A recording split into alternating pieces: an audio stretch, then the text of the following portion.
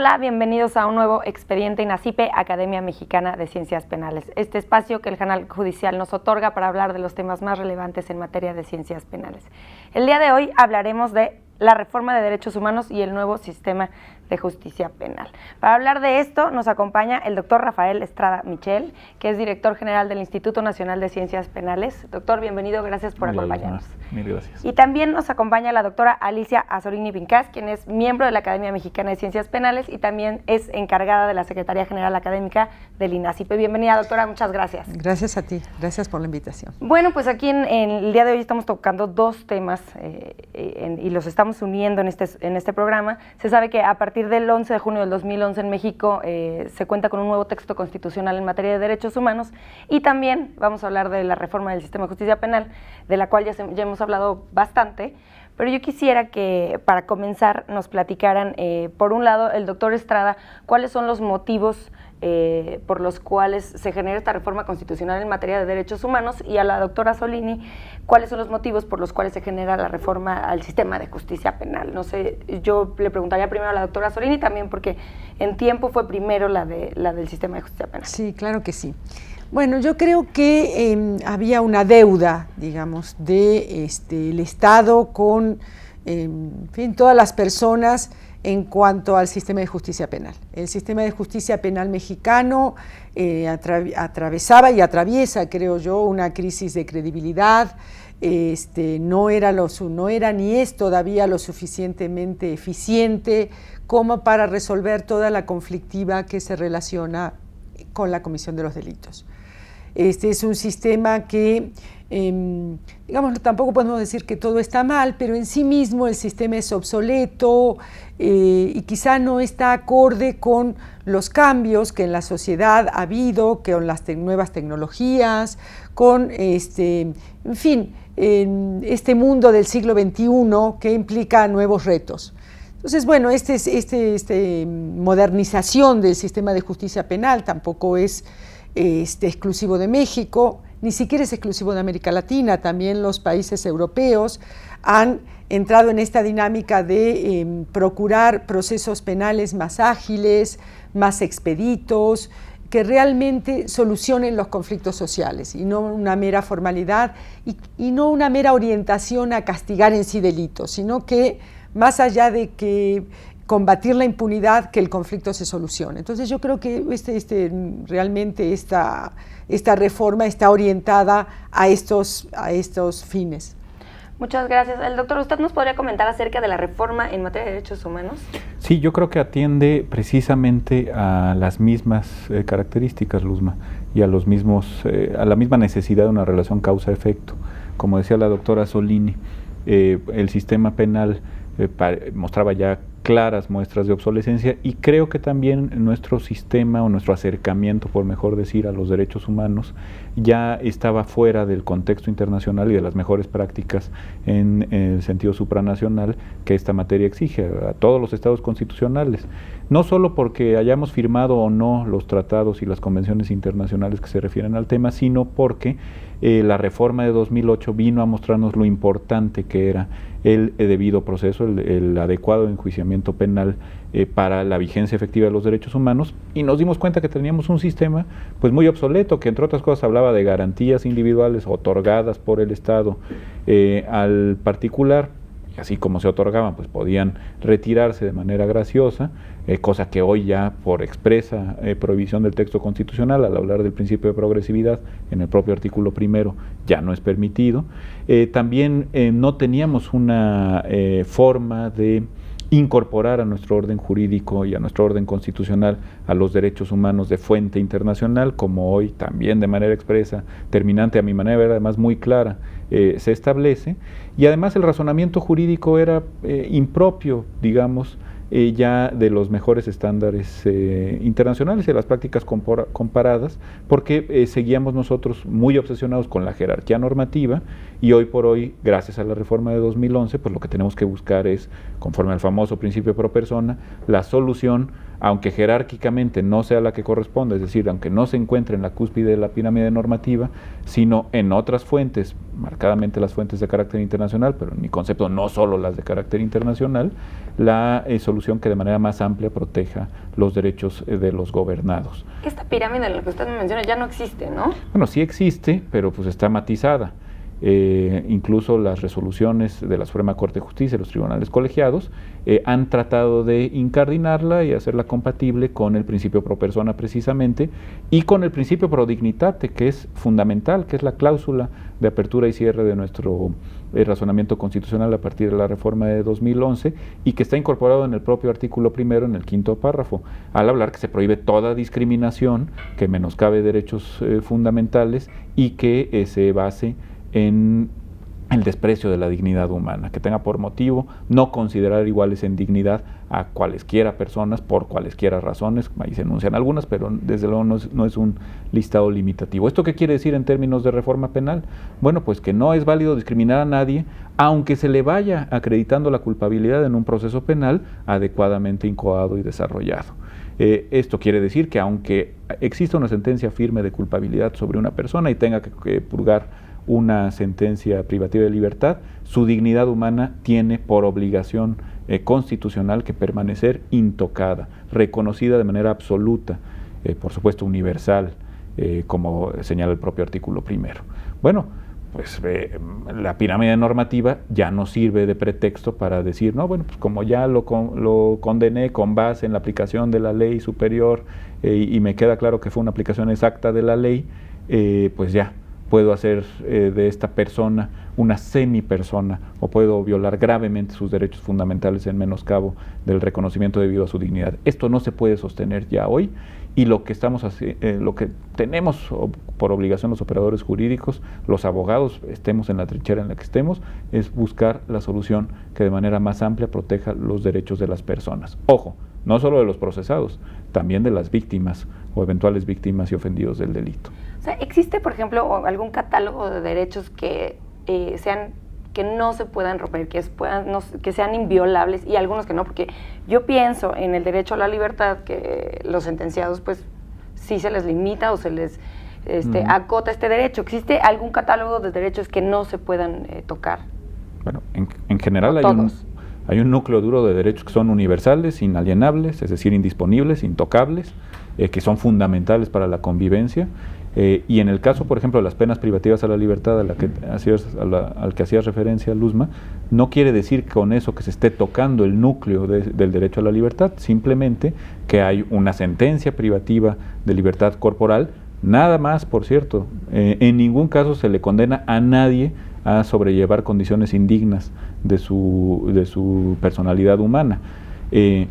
No quiere decir que ahí estemos frente a una excepción a la garantía efectiva del derecho a la libertad, sino ante una política pública que tiene fines distintos, desde luego fines de prevención del delito, desde luego fines de aseguramiento de las personas que puedan, por su conducta pretérita, considerarse susceptibles de repetir actos que la sociedad repele, pero sobre todo, por mandato constitucional, la reinserción social. Lo que se busca es siempre, o lo que se debe buscar porque así lo dispone nuestro orden constitucional, es que la persona que sea condenada por la comisión de un delito pueda, a través de una serie de tratos dignos, reincorporarse a la sociedad, pues como gente útil y como gente que la propia sociedad aprenda a apreciar.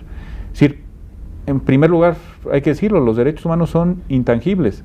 Que haya de repente necesidad de suspender su aplicación en algún caso concreto, esto cumpliendo con las propias formalidades que la reforma de 2011 señala, es otra historia. Pero los derechos humanos en principio son inalienables y nos quedó bien claro gracias a la propia reforma de 2011. Yo quisiera que la doctora Solini nos diera su opinión acerca de cuál es la relación que existe entre la reforma de derechos humanos y la reforma del sistema de justicia penal.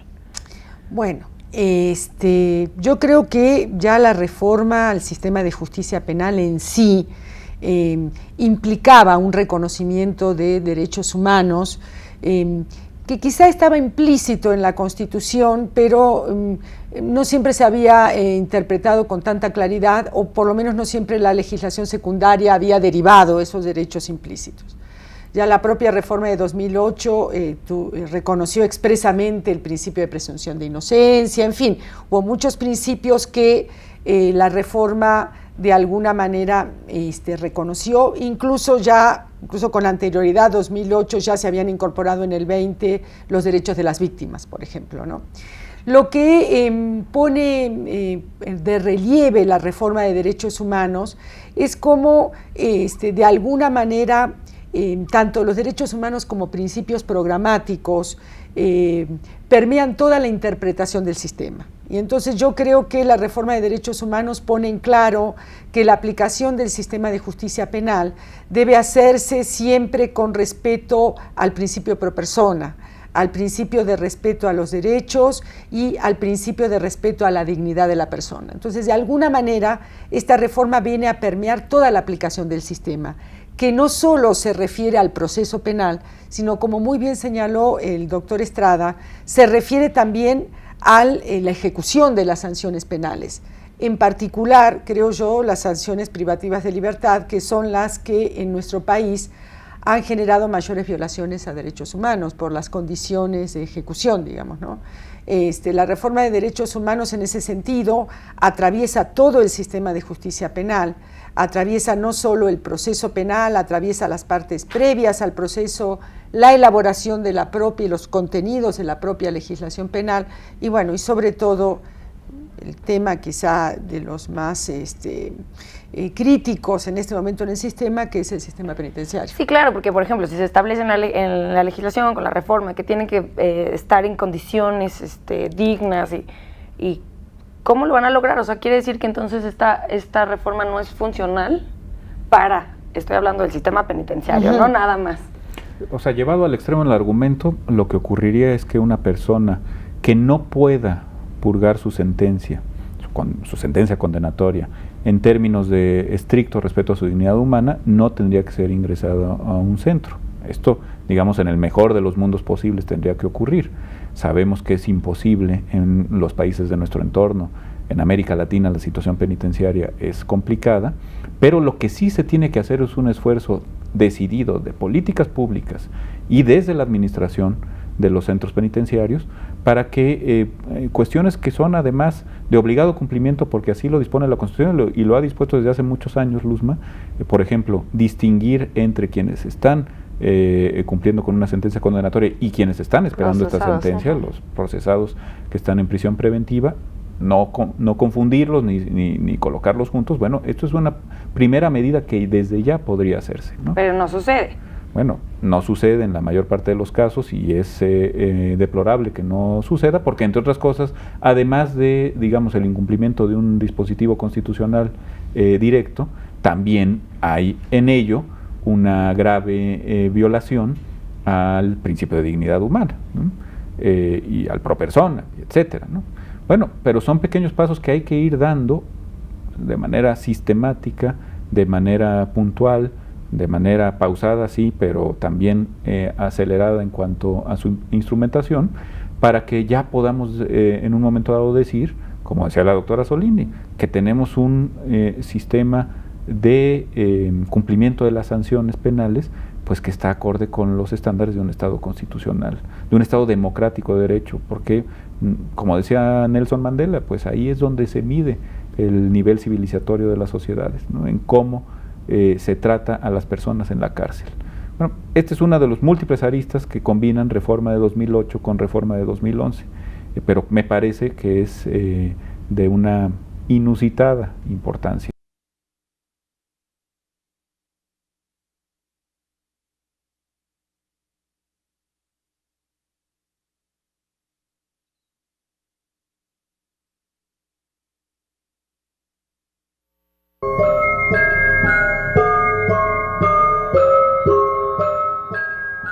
Gracias por continuar con nosotros en Expediente INACIPE, Academia Mexicana de Ciencias Penales. Les recuerdo que pueden estar en contacto con nosotros a través de los números de teléfono que aparecerán en sus pantallas y en nuestro Twitter, que es @expediente_. Los invito a seguirnos y darnos sus comentarios y sugerencias acerca del programa.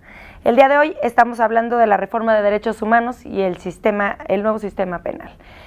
Doctor Estrada, antes de irnos al corte estaba yo preguntándole y lancé la pregunta de si con esta reforma constitucional en materia de derechos humanos era suficiente. Ya usted me estaba hablando de que no, que también habría que expedir una ley de ejecución, ¿no? Sí, bueno, de hecho hubo una reforma posterior, Luz, que tú conoces muy bien, que facultó al Congreso para expedir un Código Nacional de Procedimientos Penales, que ya existe, una ley general, una ley nacional de ejecución de sanciones y otra de mecanismos alternativos de solución de controversias, que también están referidos a la reforma de 2008 en el tema de enjuiciamiento penal. En el caso de la ley de ejecución de sanciones es importante porque generaría estándares de comportamiento y de trato a los internos en los diversos centros de reclusión y de internamiento del país, y también nos pondría de una vez y para siempre la planta de operación de los famosos jueces de ejecución, que creo que son como tú muy bien señalabas,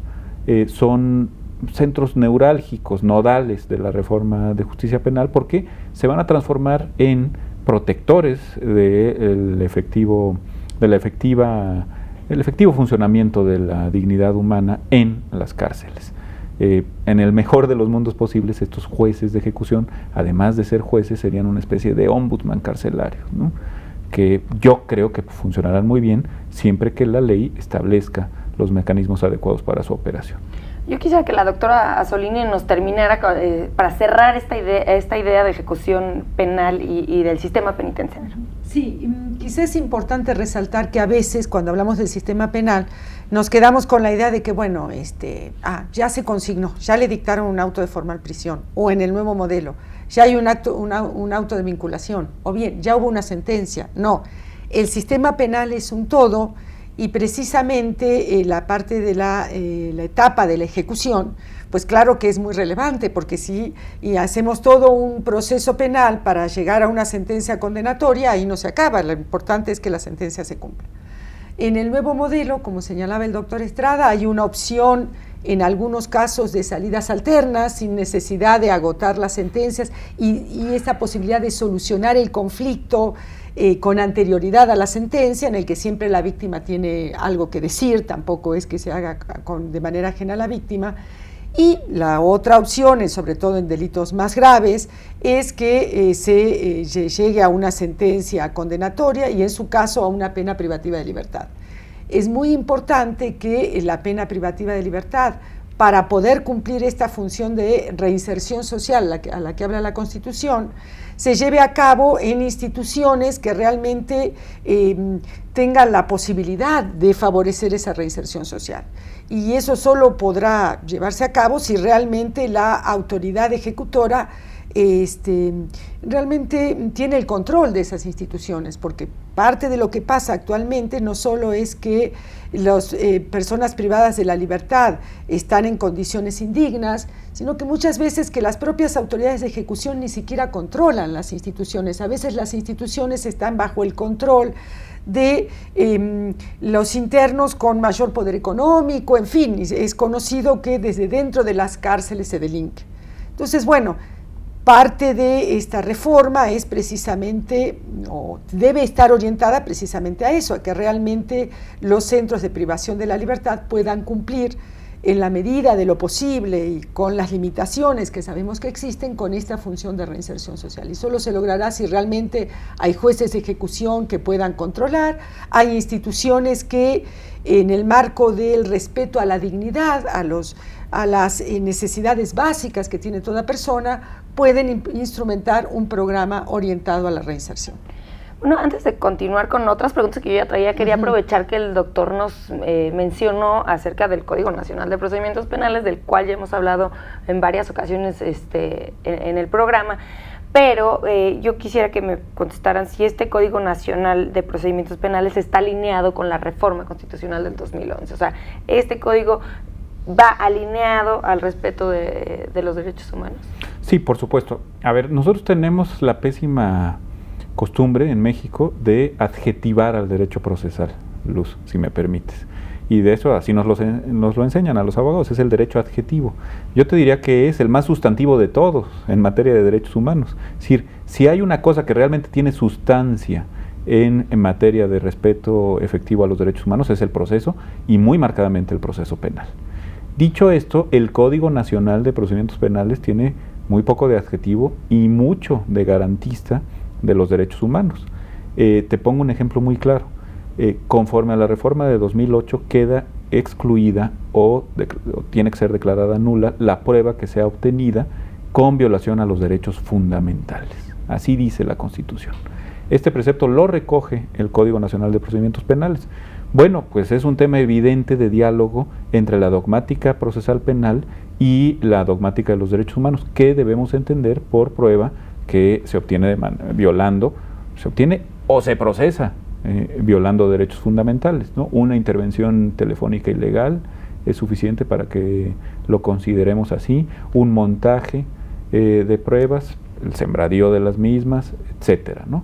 Bueno, pues el Código Nacional se preocupa por la temática, dice, bueno, los derechos fundamentales, que son derechos humanos y por lo tanto son universales, son derechos inalienables, inenajenables, son derechos básicos, ¿no? Fundamentan la convivencia humana, por eso se llaman así, pues son estos y estos y estos en la materia procesal, y no se puede salir de ese cauce que los anglosajones llaman due process of law y que nosotros hemos traducido, creo que felizmente al castellano, como debido proceso, porque efectivamente se nos debe a los gobernados un proceso adecuado, correcto, para darle cauce a las causas penales. Bueno, si se violan estos mínimos, los economistas dirían los fundamentales de la economía, bueno, yo te diría que hay fundamentales del proceso penal. Si se violentan esos fundamentales, pues no hay proceso penal propiamente dicho, no hay sustancia. Y entonces opera toda una serie de mecanismos de garantía del Código Nacional para evitar que se llegue a una sentencia condenatoria que a todas luces resultaría injusta o que resultaría atrabiliaria. Del otro lado, también hay un chorro de garantías en el Código de conformidad, no solo con la Constitución, sino también con la Ley General de Víctimas y con los tratados y convenciones internacionales en la materia, en que se busca proteger la posición procesal de la víctima, que sea una posición cada vez más sustantiva, cada vez más actuante, que haya efectivo acceso a la jurisdicción y a la justicia por parte de las víctimas o ofendidos, y que finalmente pues tengamos un proceso penal digno de ese nombre. Eso es lo que se busca, y yo creo que el Código Nacional en líneas generales es lo que obtiene. Yo quisiera, va de la mano con lo que nos está platicando el doctor Estrada acerca de, por ejemplo, de las pruebas obtenidas con violaciones a los derechos humanos y el cuidado del debido proceso. ¿Esto no podría algunas veces percibirlo la sociedad como impunidad? O sea, se ve como una relación entre impunidad y debido proceso. ¿Por qué? Porque se ha conocido una gran cantidad de casos en los que no se cuidan cómo se obtienen las pruebas y entonces pues quedarían sin... Claro, pero la impunidad en todo caso está relacionada con una actuación ineficiente de los operadores del sistema. Digamos que el nuevo modelo procesal y en particular el Código Nacional de Procedimientos Penales pretende diseñar un procedimiento en el que se priorice la investigación, en el que se priorice la obtención de pruebas, digamos, de carácter no solo testimonial, sino también pruebas relacionadas con actuaciones de carácter criminalístico, digamos, pruebas periciales, en fin, se propicia realmente que haya una investigación y que en base a esa investigación se formule realmente una acusación. Esto no tiene por qué estar asociado con la impunidad si se trabaja bien. El problema es cuando se trabaja mal, cuando se improvisa, cuando no se investiga y entonces se quiere hacer descansar una acusación, se quiere sostener un caso a través de sembradío de pruebas, como mencionó el doctor, a través de testimonios que no son veraces, en fin. Esas son malas prácticas, digamos, que tenemos que erradicar.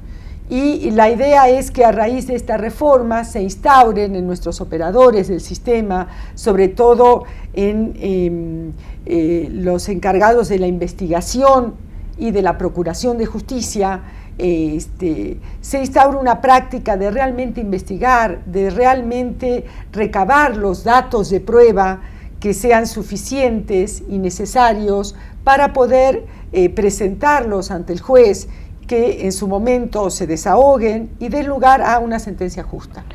Pues estamos hablando de dos grandes reformas, la del sistema de justicia penal, que ya va un poco más avanzada, o se tiene más conocimiento que la de derechos humanos, si me permiten decirlo así, yo como ciudadano de a pie he oído más de la reforma penal. Pero ¿están listos? ¿Cómo se están capacitando?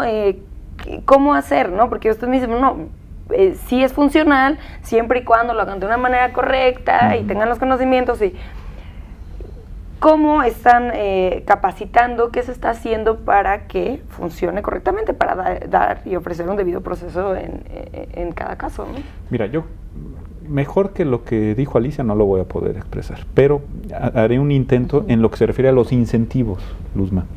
La reforma de 2008 y su correlativo de 2011, no solo en derechos humanos, sino también en materia de amparo, lo que establece son incentivos para que las cosas se hagan mejor.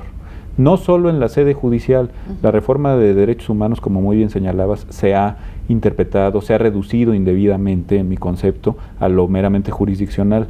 No, tiene, es más, expresamente lo dice el artículo primero, tiene implicaciones para todo el servicio público. Todos los servidores públicos estamos obligados a respetar, a garantizar, a promover los derechos humanos. Y además se genera una obligación de reparación del daño a cargo del Estado, no del Poder Judicial, ni de los poderes judiciales, sino del Estado, por violaciones a los derechos humanos. Bueno, dicho esto, lo que hay que decir es que la reforma de 2008, y si lo combinas con derechos humanos y amparo todavía más, lo que genera son incentivos para que las cosas se hagan bien en la tarea de investigación, como muy bien decía la doctora Solini.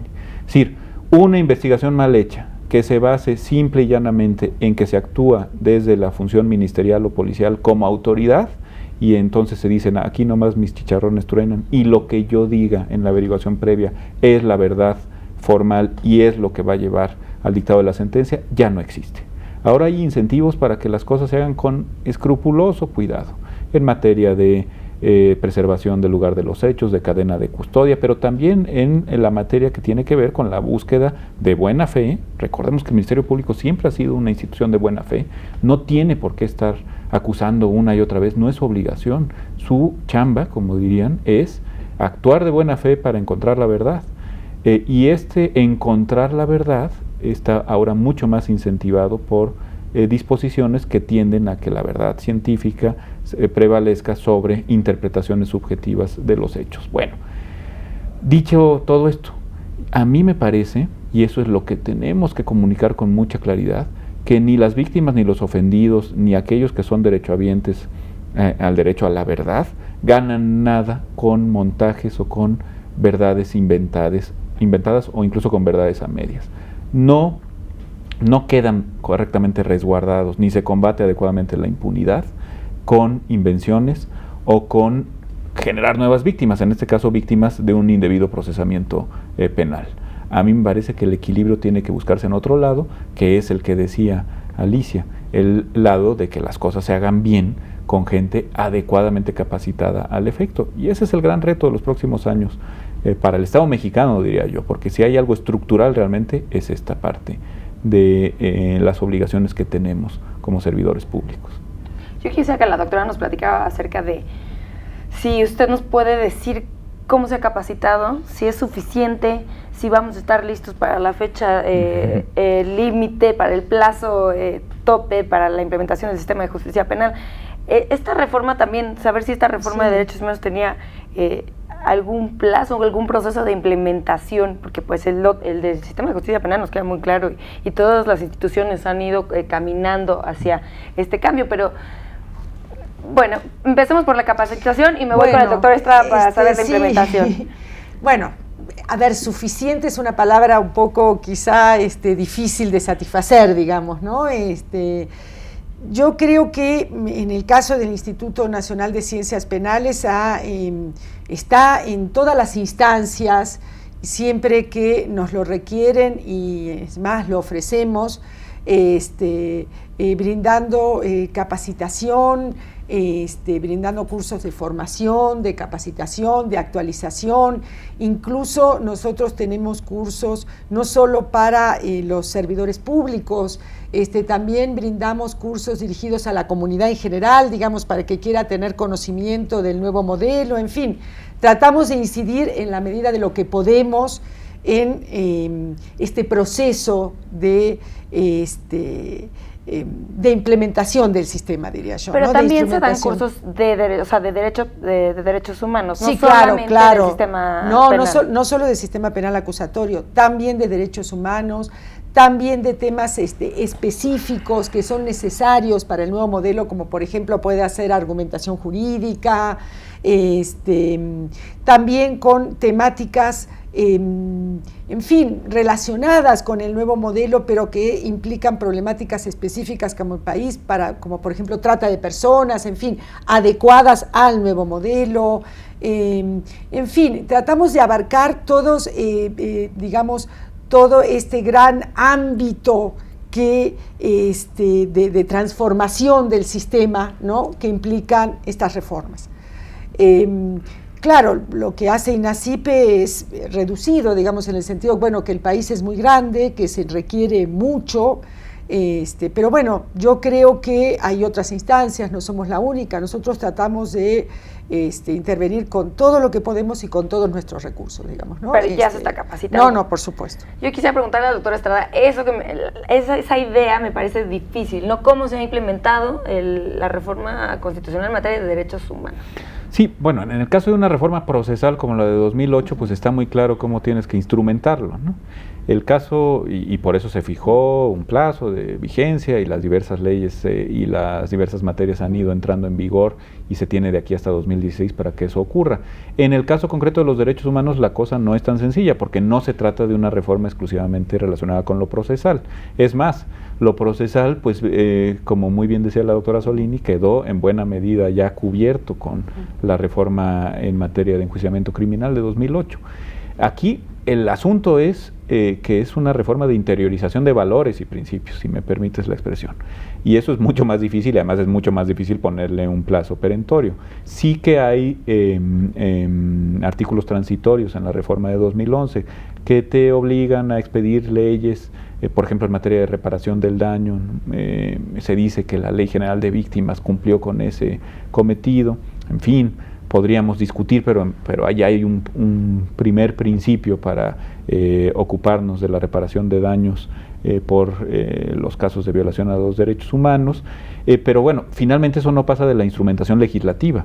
El gran tema es cómo hacemos para que efectivamente todos los servidores públicos de la República, cualquiera que sean el orden competencial al que pertenecen, municipal, estatal, federal, se hagan cargo de sus obligaciones en materia de respeto, promoción y garantía de los derechos fundamentales. Sí, que lo adopten, ¿no? Porque no solo es conocerlo, sino adoptarlo. Sí. Preguntabas hace rato sobre los listados. Bueno, el reto es mayúsculo porque te tienes que hacer cargo, no como antes que quienes estudiábamos Derecho, pues bueno, pues ibas a los primeros 29 artículos, había incluso interpretaciones judiciales topográficas que decían, no, pues como no está en los primeros 29 artículos, no es garantía individual, ¿no? Y me refiero a derechos tan graves y tan importantes como los derechos políticos, por ejemplo, ¿no? Bueno, hoy por hoy ya no nos podemos dar ese lujo. Porque, insisto, aunque esté la protección más amplia de una persona esté abajo de esa piedra, hay que ir y levantar esa piedra y encontrar esa protección más amplia, esté donde esté, ¿no? Si está en un tratado de protección de los osos polares en Groenlandia, ahí hay que irlo a buscar. Entonces el asunto se vuelve complejo, complicado y apasionante, ¿no? Yo lo que quisiera, si tuviéramos auditorio, Luzma, como seguro lo tienes, juvenil, gente que está pensando en ser abogada o abogado, yo les diría que ahorita es el momento de estudiar Derecho en este país. Es una carrera que se ha transformado infinitamente, que es infinitamente más apasionante que lo que nos tocó estudiar hace 15 o 20 años a algunos. Ya no se constriñe al frío texto normativo o a los fríos textos normativos, así se tratara del texto de la Constitución. Hoy hay que ir a buscar la solución más efectiva, más justa, diría yo. Hay que volver a los fundamentos en una carrera que además linda con los temas pues, más preciados para las personas, ¿no? Su libertad, que mencionaba, su vida, su patrimonio, etcétera. Bueno, así es que la instrumentación pues es sobre todo algo que va a acompañar programáticamente a todo el desarrollo del nuevo orden constitucional mexicano que sin exageración podemos decir que tenemos. Por eso te decía yo que la cláusula de dignidad humana es la cláusula de apertura y de cierre de todo razonamiento constitucional hoy por hoy. Todo tiene que ir ordenado a obtener la garantía efectiva de esa dignidad, igual, idéntica para todas y todos en el país. Bueno, tenemos que hacer una pausa, doctor, y continuamos con el tema. La auditorio, por favor, continúen con nosotros. Estamos en Expediente INACIPE, Academia Mexicana de Ciencias Penales.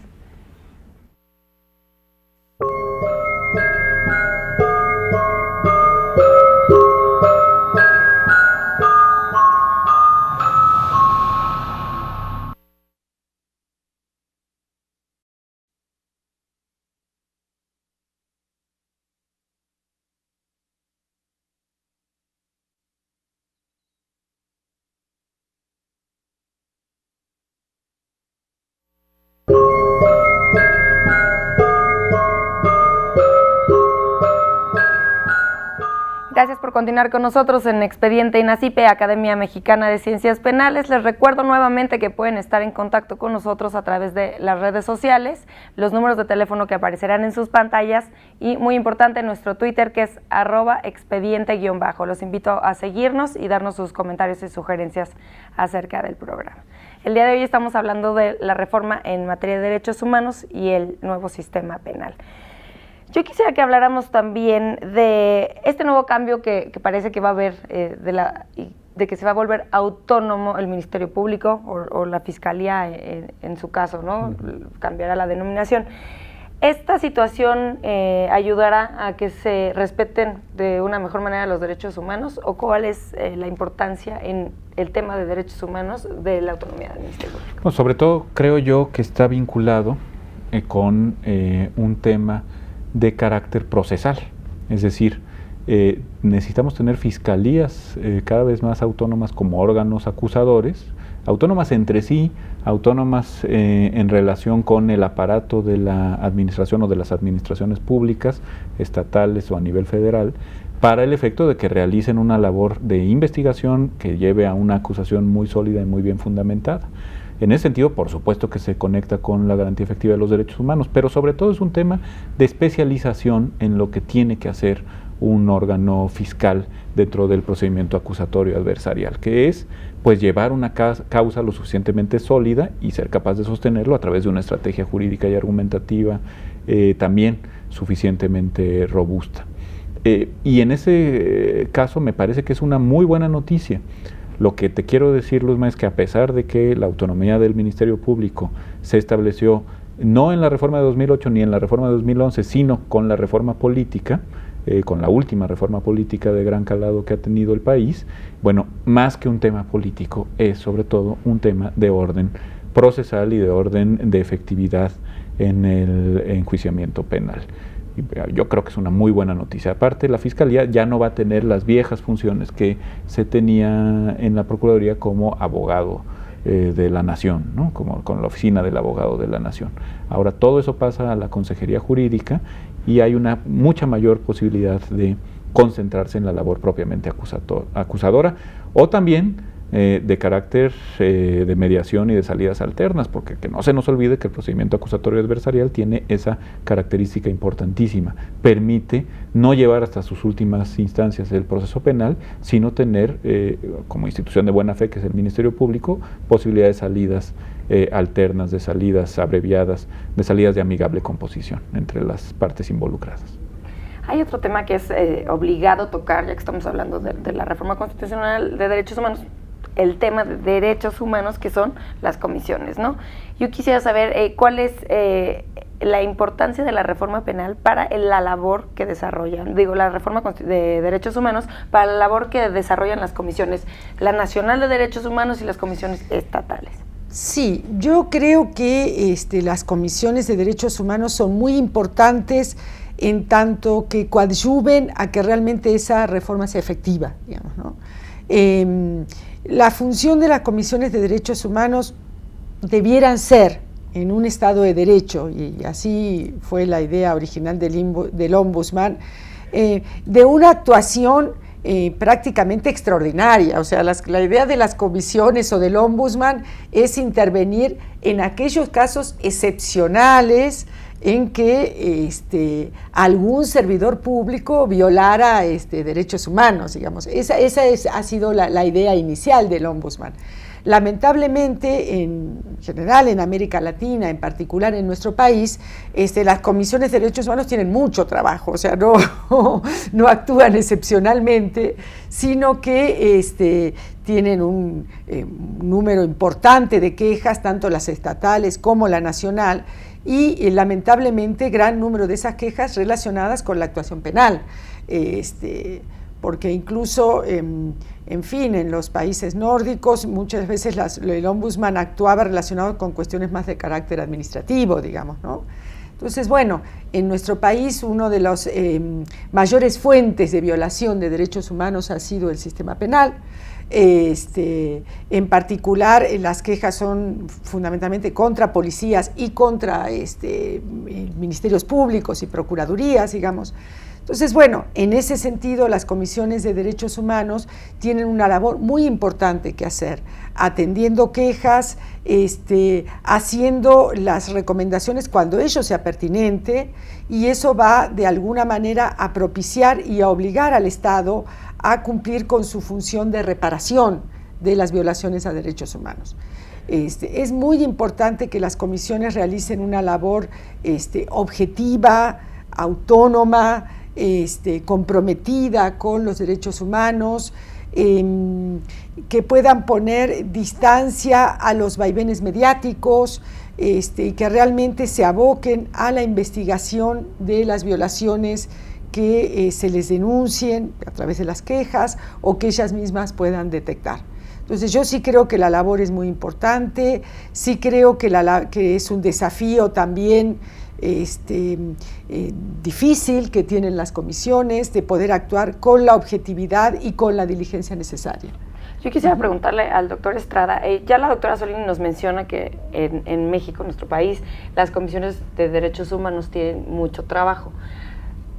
Ahora con la reforma en materia de derechos humanos, ¿tendrán más?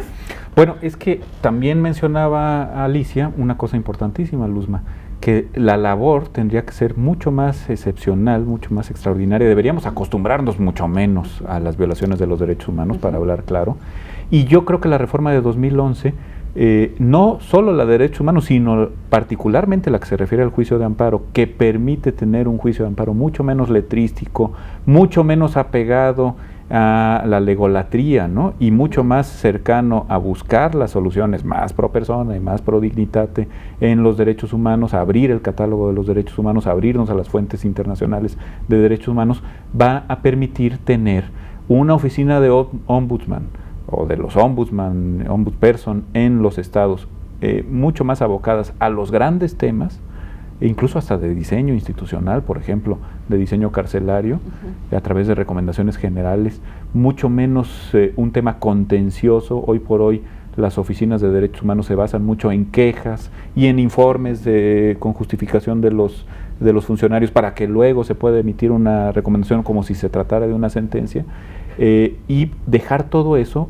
más al ámbito de nuestro ya casi bicentenario juicio de garantías, que implicaría un reto mayúsculo, que es el del acceso efectivo para las mayorías que carecen de recursos económicos al propio juicio de amparo.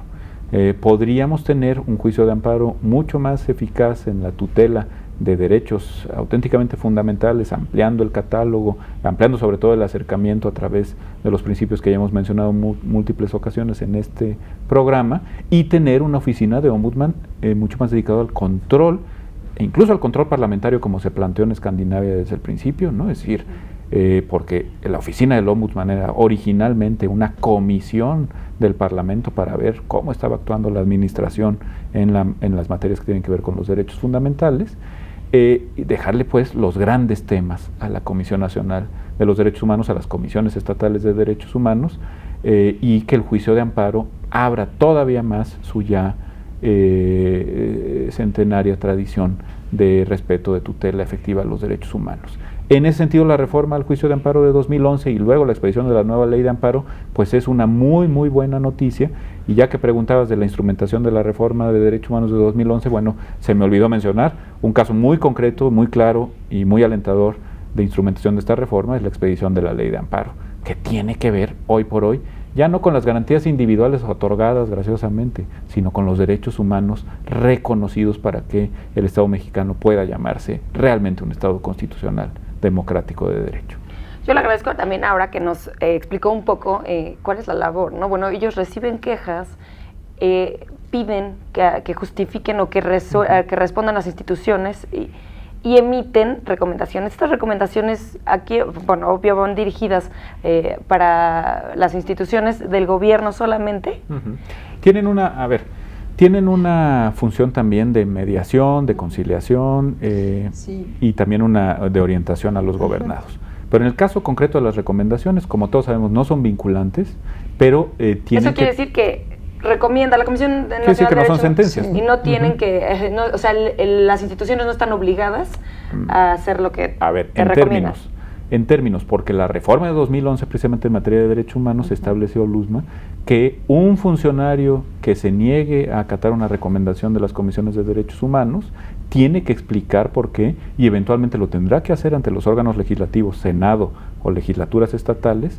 Senado de la República, me refiero, legislaturas estatales, tendrá que explicar las razones que llevaron a no acatar esa recomendación, a no aceptarla y en consecuencia a no acatarla.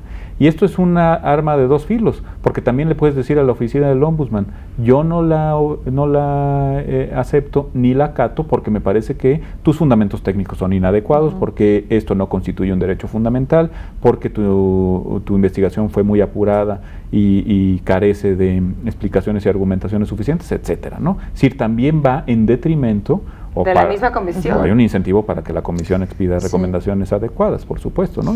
Quizá originariamente la figura del ombudsman era una figura que debía tener peso por su autoridad moral. No era una figura tan litigiosa, digamos. La idea es que el ombudsman es alguien con la autoridad moral suficiente que si señala una violación de derechos humanos, genera en el servidor público que es señalado, pues yo diría incluso una situación no solo de incomodidad, sino incluso de vergüenza por haber sido señalado como violador de derechos humanos.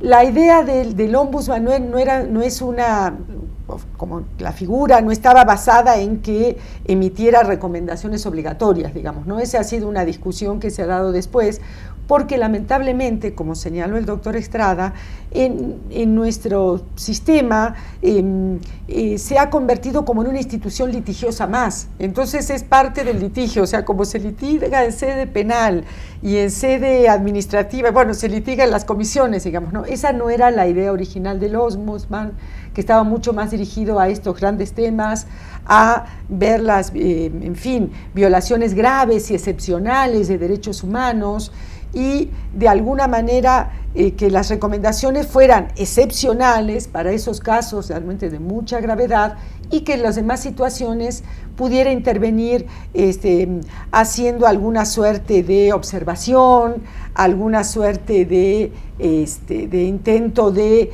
solución no litigiosa, digamos, solución acordada. Entonces, bueno,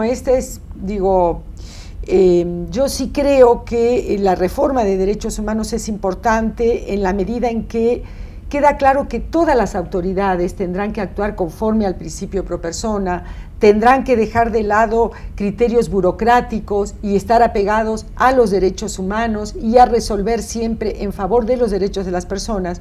Si esto es así, claro que reducirán, me parece, que así debiera ser el número de quejas, y podrá favorecer que las comisiones entonces puedan cumplir con esta labor muy importante, pero no de litigio, digamos, ¿no? Sino más bien de alguna manera de un control mucho más de situaciones de gravedad en cuanto a violaciones de derechos humanos. No pueden ser una instancia más, ni en el proceso penal ni en nada. No. Simplemente volviendo al ejemplo que hablábamos al principio del programa, de la ejecución de sanciones penales. Bueno, las oficinas de ombudsman tienen sus propias obligaciones al respecto, tienen que hacer visitas, tienen que percatarse que las condiciones son las adecuadas, las condiciones de internamiento, etcétera, pero no sustituyen el Al carácter juez. litigioso del juez de ejecución de sanciones, que debe convertirse en una verdadera garantía jurisdiccional, pues de que no solo las condiciones carcelarias, sino en general todo el régimen punitivo funciona adecuadamente, ¿no? Hay dos aristas que coincido con la doctora Solini, hemos llegado a confundir de manera creo yo perniciosa, porque además pues se confunden presupuestos, se gasta fuego en infiernitos, como se dice, etcétera, ¿no?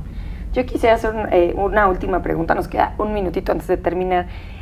¿Y cuáles son las expectativas de la correcta aplicación de estas dos reformas? ¿Qué se podría esperar de que suceda en México con la correcta aplicación? Correcta lo hago énfasis porque pues vemos que será complicado, ¿no? Pero a mí me gustaría que la doctora Solini concluyera, que es una de las grandes expertas que tiene este país en el tema. Yo simplemente te diría, Luzma, que la expectativa es muy clara. Si el grado de civilización de una sociedad, como decía Mandela, se mide en razón de sus sistemas procesales y punitivos, lo que vamos a tener al final del camino correctamente instrumentado es un Estado constitucional y democrático de derecho, que es a lo que todos aspiramos para una serie de finalidades que exceden lo estrictamente penal, que lo tenemos para que funcione la inversión, para que funcione el aparato económico, para que las exclusiones sociales queden paliadas, etcétera. Doctora.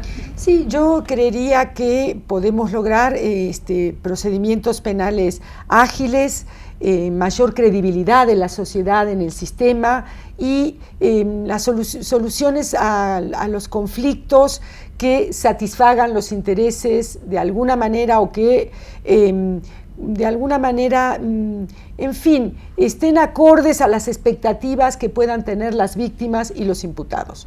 Yo sé que no son soluciones mágicas, pero con que la sociedad confíe en su sistema penal, con que haya mayor credibilidad y menor impunidad, yo creo que ese sería un gran logro del sistema. No podemos esperar del sistema de justicia penal que se reduzcan las conductas delictivas. Ese no es el punto. Ese es el punto de otras medidas, de otras políticas, digamos, ¿no? Pero en cuanto al proceso penal, lo más importante es que se genere credibilidad en el proceso y que favorezcan de una manera satisfactoria la solución de los conflictos. Bueno, pues nuestro tiempo se terminó, pero yo les quiero agradecer a los dos que nos hayan acompañado en este programa de Expediente INACIPE, Academia Mexicana de Ciencias Penales. Gracias a ti, Luzma. Al auditorio los espero la próxima semana en un nuevo Expediente INACIPE, Academia Mexicana de Ciencias Penales.